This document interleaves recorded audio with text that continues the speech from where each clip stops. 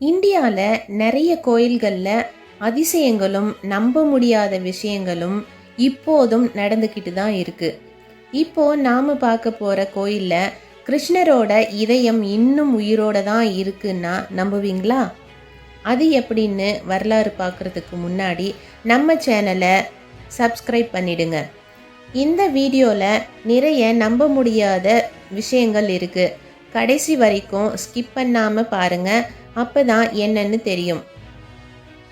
பூரி ஜெகநாதர் கோயிலில் இருக்கும் மூலவர் சிலையில் கிருஷ்ணரோட இதயம் இன்னைக்கும் உயிரோட இருக்கிறதா நம்பப்படுது. இது உண்மையா? இன்னும் பலவிதமான அதிசயங்களும் மர்மங்களும் நிறைந்த இந்த கோயிலை பற்றி பார்க்கலாம் வாங்க. பூரி ஜெகநாதர் கோயிலில் கிருஷ்ணர், பலராமர், சுபத்ரா ஆகிய 3 தெய்வங்களோட சிலைகள் முடிக்கப்படாத நிலையில் இருக்கு. பகவான் விஷ்ணுவோட அவதாரமான கிருஷ்ணரோட இதயம் இந்த சிலைக்குள்ள இருக்குன்னு நம்பப்படுது.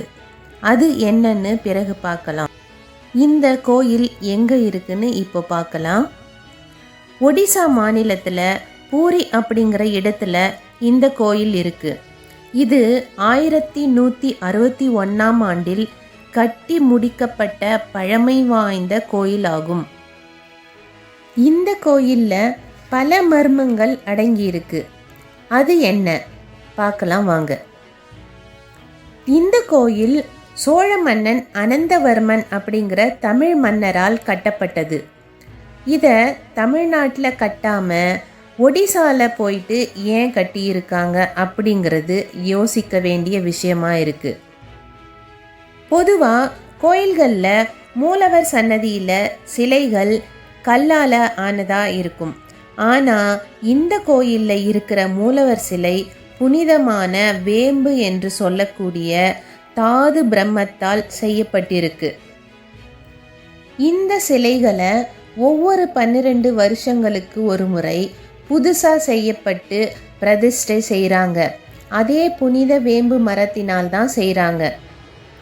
இந்த கோயிலில் முக்கியமான மூலவர் கிருஷ்ணர் தான். கூடவே பலராமர் மற்றும் சுபதரையும் இருக்காங்க. இது மட்டும் இல்லாமல் நிறைய மரத்தாலான சிலைகள் கருவறையில் இருக்குது. அதுவும் இல்லாமல் மூலவர் சிலைகள் இன்கம்ப்ளீட்டாகவே தான் இருக்குது. இதற்கான ரீசனும் தெரியாமல் மர்மமாகவே இருக்குது. 12 வருஷங்களுக்கு ஒரு டைம் இந்த கோயிலில் நவகலே பரா அப்படிங்கிற பெரிய திருவிழா நடத்தப்படுது. அந்த திருவிழாவின் போது தான் மூலவர் சிலைகள் புதுசாக செய்கிறாங்க. இது எதனால் அப்படின்னு தெரியல. பட் இது ஒரு பாரம்பரிய வழக்கமாகவே செஞ்சுட்டு வராங்க. தஞ்சை பெரிய கோயிலில் மட்டும்தான் கோபுர நிழல் கீழே விழாமல் இருக்குன்னு நாம் நினச்சிட்டு இருக்கோம். பட் இந்த பூரி ஜெகநாதர் கோயில் கோபுர நிழலும் எவ்வளோ அதிகமாக சூரியன் சுட்டெரிச்சாலும் கீழே நிழல் விழறது இல்லை. எல்லா கோயில் கோபுரங்கள்லையும் பறவைகள், புறாக்கள் பறந்து போயிட்டு இருக்கிறத நாம் பார்த்துருப்போம். ஆனால் இந்த கோபுரங்களை சுற்றி எந்த பறவையும் பறப்பதில்லையாம். கோபுரத்தின் மேலே உட்கார்றதும் இல்லையாம். அது ஏன் அப்படின்னு தெரியாத மர்மமாகவே இருக்கு. ஏன் விமானங்கள் கூட எதுவும் பறக்காதாங்க? பொதுவாக கொடிகள் எல்லாம் காற்று அடிக்கிற திசையில் பறக்கும். பட் இந்த கோயிலில் கொடி மரத்தில் இருக்கிற கொடி காற்று அடிக்கிற திசைக்கு ஆப்போசிட் டைரக்ஷனில் பறக்குமாம். இது என்ன மாயம்னு தெரியல பாருங்க. கடற்கரை ஓரத்தில் தான் இந்த கோயில் கட்டியிருக்காங்க. ஆனால் இந்த கோயிலுக்கு உள்ளே போயிட்டா எவ்வளோ அமைதியாக இருந்தால் கூட கடல் அலை சவுண்டு கொஞ்சம் கூட கேட்காதாங்க. என்ன ஆச்சரியம்! இந்த கோயிலில் இருக்கிற விஷ்ணு பகவான் டெய்லி காலையில் எழுந்து ராமேஸ்வரம் போயிட்டு லஞ்சுக்கு மதியம் அகெயின் பூரி ஜெகநாதர் கோயிலுக்கு வந்துடுவார்னு ஒரு ஐதீகம் இருக்குது. அதனால் அவருக்கு படைக்கிற சாப்பாட்டை தடபுடலாக சமைப்பாங்களாம். இதில் அதிசயம் என்னன்னா, இங்கே சமைக்கிற மெத்தட் எப்படின்னா, 5 பாத்திரங்களை ஒன்று மேலே ஒன்றா அடுக்கி வச்சு சமையல் எல்லா பாத்திரத்துலையும் செய்வாங்களாம். அப்படி செஞ்சா அடியில் இருக்கிற பாத்திரத்தில் இருக்கிற சாப்பாடு தானே ஃபஸ்ட்டு ரெடி ஆகணும். ஆனால் இங்கே அதிசயமாக மேலே ஃபஸ்ட்டில் இருக்கிற பாத்திரத்தில் இருக்கிற சாப்பாடு தான் ஃபஸ்ட்டு ரெடி ஆகுமாங்க. அதே மாதிரி எவ்வளோ சமைச்சாலும் வேஸ்டே ஆகாதாங்க, பக்தர்களுக்கு பத்தாமலும் போகாதாம்.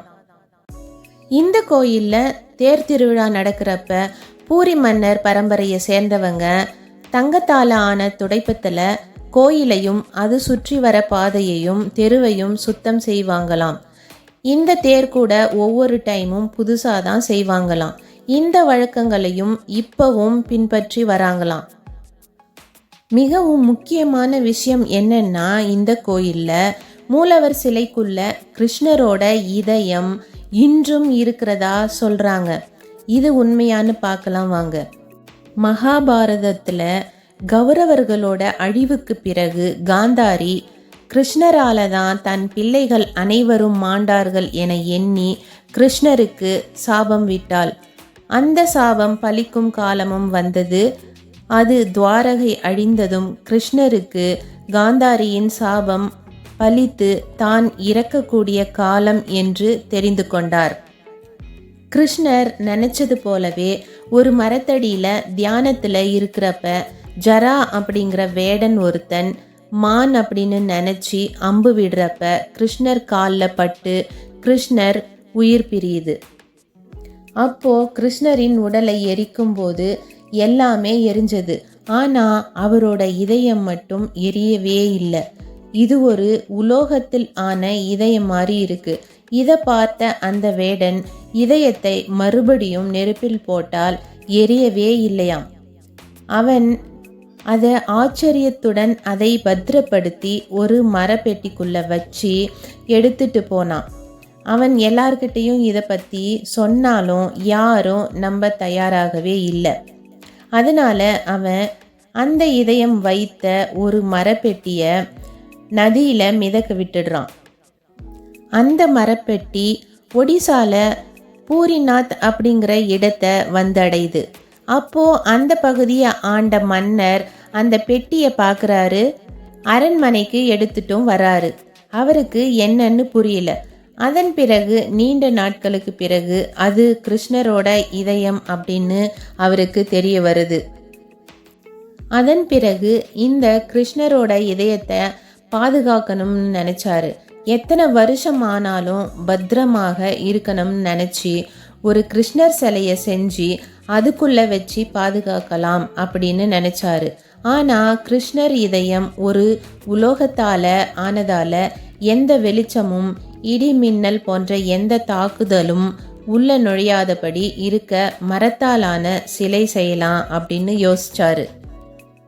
பெரிய பெரிய தச்சர்கள் வரவழைச்சி விஷ்ணு சிலையை செய்ய சொல்கிறாரு. நிறைய பேர் முயற்சி செஞ்சாங்க. ஆனால் யாராலையும் சிலையை செய்யவே முடியல. அந்த நேரத்தில் ஒரு வயதான பெரியவர் தான் சிலையை செய்ய ஒத்துக்கிட்டாரு. அவர் பெருமாளுடைய அவதாரம்னு சொல்கிறாங்க. ஆனால் அந்த பெரியவர் ஒரு கண்டிஷன் போடுறாரு. 21 நாளில் நான் சிலையை செஞ்சு தரேன். அதுக்கு முன்னாடி நான் சிலை செய்கிற ரூமை யாரும் திறக்கக்கூடாதுன்னு சொல்கிறாரு அந்த வயதானவர். மன்னரும் சரின்னு சொல்லிடுறாரு. ஒரு ரூமை அவருக்கு சிலை செய்ய ஒதுக்குறாரு.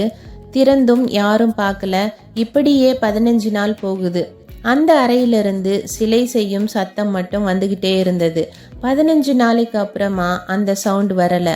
மன்னருக்கு வயதானவர் அந்த அறையில் இறந்து விட்டாரா அப்படிங்கிற சந்தேகம் வந்ததால் அந்த ரூம் டோரை ஓப்பன் பண்ணுறாரு. அதனால் கோபம் அடைஞ்ச அந்த பெரியவர், நான் அறையின் கதவை திறக்கக்கூடாதுன்னு இவ்வளோ தூரம் சொல்லியும் நீ திறந்துட்ட. அதனால் நான் இனிமே இந்த சிலையை செய்ய தொடர மாட்டேன். இந்த சிலை முழுமையடையாமல் தான் இருக்கும். இனிமே யாரும் இதை முடிக்கவே முடியாது என சாபம் விட்டார். அதன் பிறகு அந்த முழுமையடையாத 3 சிலைகளையும் அப்படியே பிரதிஷ்டை செய்ய சொல்லிட்டு போயிடுறாரு. இதில் ஒரு தத்துவம் அடங்கியிருக்கு. யாரும் எந்த விஷயத்திலையும் அவசரப்படக்கூடாது, பொறுமையை கடைப்பிடிக்கணும் அப்படிங்கிற தத்துவத்தை புரிஞ்சுக்கணும் அப்படின்னு இந்த சிலையை முழுமையடையாமல் வச்சிருக்காங்க அப்படின்னும் சொல்லப்படுது. இந்த கிருஷ்ணர் சிலையில தான் அவரோட இதயம் வச்சு பாதுகாக்கப்படுதுன்னு சொல்கிறாங்க. ஒவ்வொரு 12 வருஷத்துக்கு ஒரு முறை கிருஷ்ணரோட இதயத்தை அந்த மரச்சிலையிலிருந்து வேறு ஒரு மரச்சிலைக்கு மாற்றி வச்சு புது சிலை பிரதிஷ்டையும் செய்கிறாங்க. மரக்கட்டைக்கு மட்டும்தான் மின்சாரத்தை தாங்குகிற சக்தி இருக்குது. அதுவும் 12 வருஷம் வரைக்கும் தான் அந்த சக்தி இருக்கும். அப்படிங்கிறதால தான் 12 வருஷத்துக்கு ஒரு முறை புதுசாக மரச்சிலையை உருவாக்கி இதயத்தை புது சிலைக்கு மாற்றுறாங்களாம். அப்படி அந்த இதயத்தின் மேலே ஒலி ஏதாவது பட்டாலோ வெறும் கையால் தொட்டாலோ ஷாக் அடிக்கிற மாதிரி இருக்குமாம். இதயம் இயங்க ஆரம்பிச்சிடுமாம். அதனால அர்ச்சகர்கள் ஒரு சிலையிலிருந்து மற்றொரு சிலைக்கு இந்த இதயத்தை மாற்றும்போது அவங்களோட கண்கள் கட்டப்பட்டிருக்குமாம். கைகளில் கூட துணியால் சுற்றி வச்சுட்டு தான் தொடுவாங்களாம். 2015 வருடம் ஜூலை 25 இரவு 12 மணிக்கு பூரி நகரம் ஃபுல்லாக கரண்ட் ஆஃப் ஆயிருக்கு. அன்னைக்கு நைட்டு கிருஷ்ணரோட இதயம் தானாகவே ஒரு சிலையிலிருந்து மற்றொரு சிலைக்கு மாறியிருக்குன்னு சொல்கிறாங்க. ஏன்னா அந்த நேரத்தில் கோயில் அர்ச்சகர்கள் கருவறையில் தான் இருந்திருக்காங்க. அதுக்கப்புறமா தான் எல்லாரும் பூரி ஜெகநாதர் கோயிலை பற்றி பெருசாக பேச ஆரம்பிச்சிருக்காங்க. உலகம் பூராவும் பேச ஆரம்பிச்சிருக்காங்க. ஒரு முறை அர்ச்சகர்கள் கண்களை திறந்து பார்த்துட்டு அந்த இதயத்திலிருந்து ஒரு வகையான வெள்ளி திரவம் போல வழியுதுன்னும் அது எப்படி இருந்ததுன்னும் சொல்லியதை வச்சு வல்லுநர்கள் அந்த இதயம் உலோகத்தால் ஒரு சக்கர வடிவம் போல இருக்கும்னு வடிவமைச்சு இருக்காங்க. இந்த கோயிலின் உச்சியில் சுதர்சன சக்கரம் இருக்குது. அந்த நகரத்தில் எங்கே இருந்து பார்த்தாலும் வட்ட வடிவமாக தான் தெரியுமா. அதுக்கு மேலே ஒரு கொடி பறக்க விட்டுருக்காங்க. அந்த கொடியை தினமும் ஏறி புதுசாக தான் மாற்றுறாங்களாம். அந்த கொடி தான் காற்று வீசுகிற ஆப்போசிட் சைடில் பறக்குமாம். இன்னும் நிறைய மர்மங்களை கொண்ட இந்த கோயிலை பற்றி உங்களுக்கு தெரிஞ்சால் கமெண்ட் பண்ணுங்கள். இந்த சுவாரஸ்யமான தகவல் பிடிச்சிருந்தா ஷேர் பண்ணுங்கள். இவ்வளவு அதிசயங்களும் மர்மங்களும் நிறைந்த கோயிலை கட்டினது ஒரு தமிழன் தான் அப்படின்னு நினைக்கும்போது ரொம்ப பெருமையாக இருக்குது. நீங்கள் என்ன நினைக்கிறீங்கன்னு சொல்லுங்கள். இதில் இப்போ சொல்லியிருக்கிற விஷயங்களுக்கு மர்மங்களுக்கு எல்லாத்துலேயும் ஒரு சயின்டிஃபிக் ரீசன் இருக்கிறதா வல்லுநர்களும் சொல்கிறாங்க. உங்களுக்கு இதை பற்றின தகவல் ஏதாவது தெரிஞ்சிருந்தா சொல்லுங்கள்.